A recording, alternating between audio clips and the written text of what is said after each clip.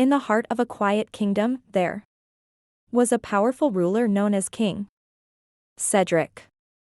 His lands were prosperous, his people content, and his court filled with loyal subjects, or so everyone believed. One dark night, however, the kingdom was thrown into turmoil. The king was found dead in his chamber, and it was no accident. The news spread quickly. By morning, whispers were already filling the palace corridors. The royal guards were stationed at every corner, their face tight with suspicion. No one knew who could have done such a terrible deed. But rumors were already beginning to swirl. "Did you hear?" a maid whispered to her friend as they dusted the great hall. "The king was found with a knife in his back." "A knife?" the other gasped, her eyes wide. "But how?" "His door was locked from the inside, wasn't it?" "It was," the maid replied, nodding gravely. "Which means someone very the investigation quickly began, led by a seasoned detective named Sir Alaric. Tall, with piercing eyes and a calm manner, Sir Alaric was known for his sharp mind and his ability to notice details that others often missed. He gathered everyone in the castle's dining hall and looked out over the room, his eyes pausing on each face in turn. "Someone in this room," Sir Alaric began, "was involved in the death of our beloved King Cedric, and I will find out who." He turned to the first suspect, Lady Isabel, the Queen's maid. She was a quiet woman, known for her loyalty to the Queen and her devotion to the palace. But she had secrets of her own. "Lady Isabel," Sir Alaric said, "you were among the last people to see the king alive, weren't you?" Lady Isabel nodded, her face pale. "Yes, but it was only to deliver a message from the Queen. After that, I returned to my room." Alaric studied her for a moment. "Did you notice anything unusual? Anything out of place?" She shook her head, visibly shaken. "No, sir. Everything was as it always was." The detective moved on to the next suspect, Lord Edwin, a nobleman who had recently argued with the king over Lord Taxes. Edwin was a bold man, known for his fierce temper. "Lord Edwin," Alaric continued, "I understand you and the king had a disagreement recently?" Lord Edwin raised his chin defiantly. "Yes, we did. But that's no reason to kill him.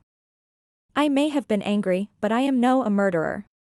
Sir Alaric gave him a steady look but moved on to the third suspect, the royal cook, Marta. Marta had served the king his dinner on the night he died, and she was the last to leave the royal chamber. "Marta," Alaric said, "tell us what you prepared for the king that night." Marta trembled slightly as she replied, "A simple stew, sir. Just as he liked it. I swear, I added nothing harmful." The crowd murmured. Everyone knew Marta was a gentle soul, but the facts were beginning to paint a darker picture. Alaric paused, scanning the room. His eyes landed on Prince Harold, the king's own brother. Prince Harold was calm, too calm, and his eyes were fixed on the detective with an unreadable expression. "Prince Harold," Alaric began slowly. "You were very close to the king. He trusted you above all others. But as his heir, you stood to gain the most from his death, didn't you?" Harold laughed, but it was a hollow sound. "Are you accusing me of killing my own brother? Preposterous. I loved him." Yet there was something in his tone that made Alaric pause. Prince Harold was known for his ambition, and everyone knew he had longed for the throne. Hours passed, and as Sir Alaric dug deeper, more secrets came to light. Lady Isabel, it turned out, had been in love with the king. Anne was devastated by his lack of interest. Lord Edwin was furious over the king's decision to raise taxes, affecting his wealth. Martha, though she adored the king, had a son imprisoned under his orders for theft. But the detective couldn't shake his suspicions about Prince Harold. That night, after a long day of questioning, Sir Alaric returned to the king's chamber. He examined the room carefully, every corner, every piece of furniture. He noticed the window was slightly ajar. A thought struck him. Climbing through the window, he found a hidden passage that led directly to Prince Harold's private quarters. The next morning, he confronted Harold in front of the court. "Prince Harold," Alaric announced, "I have found proof of your guilt. The secret passage connects directly to your chamber. Only you could have entered the king's room without a key." The crowd gasped, and Harold's face paled. He stammered, It wasn't me. I didn't do it." But the evidence was overwhelming. Prince Harold, overcome by jealousy and ambition, had indeed murdered his brother to take the throne. He was led away in shackles, his head hung low, as the kingdom mourned the loss of a once great king. As the people of the kingdom began to recover from the shock, they praised Sir Alaric for his bravery and wisdom.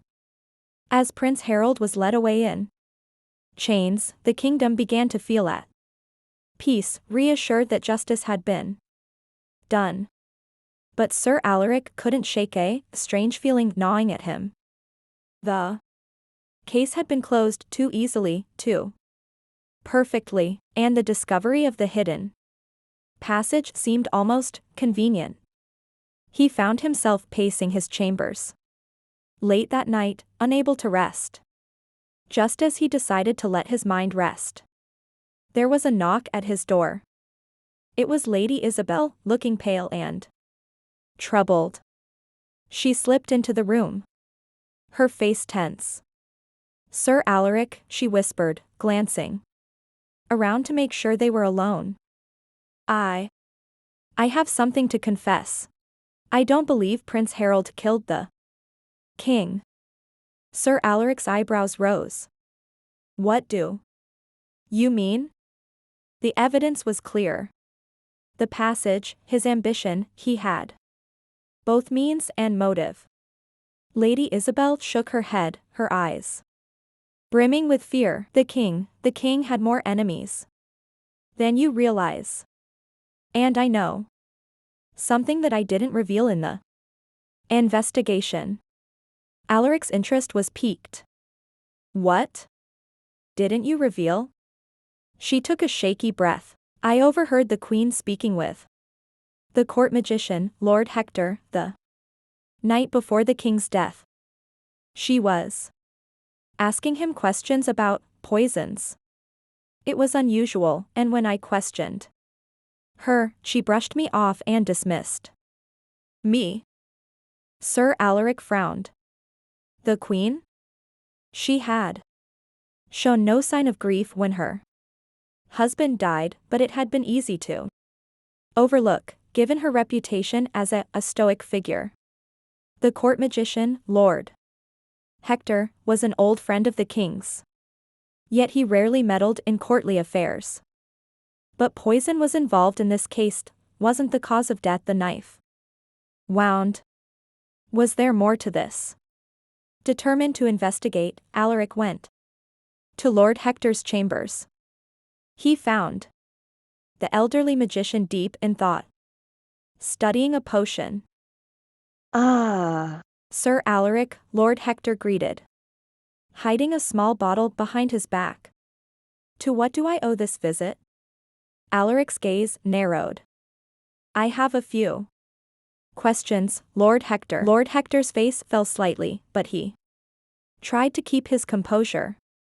The Queen, she had reason to worry. The King was suffering from an illness. I'd been treating him, you see. But his condition was getting worse. And she was desperate for something to cure him. An illness? Alaric repeated, surprised. The king seemed perfectly healthy. Hector's gaze shifted. It was a secret only I, the queen, and the king himself knew. It would have been dangerous to let the court know of the king's weakness. The detective frowned, piecing it together. So, the queen was trying to protect him, not harm him? Hector nodded. She was desperate for a cure, but there was none. The king was dying slowly, and he didn't want anyone to know. A thought struck Alaric. So, why the knife wound? If the king was already Hector dying, looked around and lowered his voice. I believe that's a question only the queen can answer. Realizing he might have been too quick in his judgment, Alaric headed to the queen's private chamber, where he found her standing by the window, gazing at the moonlit garden. She turned, unsurprised to see him. Sir Alaric, she said softly, I knew you would come eventually. Your Majesty, Alaric replied, I have reason to believe there's more to the king's death than we first thought. The queen's face hardened, and her voice was icy. The truth? Very well. The truth is that my husband was not murdered by a single hand. Alaric stared at her, stunned. What do you mean? She sighed and walked closer, her voice barely a whisper. The king was dying, and his weakness threatened our kingdom. He made a plan. He wished to die in a way that would pass the throne smoothly to Prince Harold, without causing chaos. He asked me to ensure that his death appeared unnatural. He thought it would solidify Harold's rule, make him appear the victim of treachery rather than inherit a kingdom weakened by a dying king. Alaric's mind spun, piecing it together. So, you staged his murder? The queen nodded solemnly. It was his wish. He wanted Harold to take the throne without the pity or disdain of the people. I spoke with the court physician to give him a potion that would slow his heart. And then I placed the dagger myself. Alaric was speechless, horrified yet in awe of the intricate plan. The queen was no murderer, she had been fulfilling her husband's dying wish. But one thing still didn't add up. If this was your plan, he asked slowly, why was Prince Harold framed and arrested? The queen's face darkened. Because someone else found out about our plan and tried to use it for their own gain. Alaric's blood ran cold as the queen looked him straight in the eye. Lord Hector, he realized what we were doing, and he poisoned the dagger without my knowledge. He saw this as his opportunity to control Harold, or to place someone loyal to him on the throne if Harold was convicted. The man is a serpent. With a newfound urgency, Alaric knew what he had to do. Lord Hector had turned a quiet, loyal queen's desperate plan into a deadly power play. The next morning, Alaric gathered the court again, this time with Lord Hector standing in The center of the room. The aging magician's face grew pale as Alaric revealed the truth of the king's illness and the queen's heartbreaking loyalty. "And you," Alaric announced, pointing an accusatory finger at Lord Hector, "twisted their plan to serve your own ambition. You saw an opportunity to manipulate the throne, and you took it, poisoning the dagger to ensure the king's death."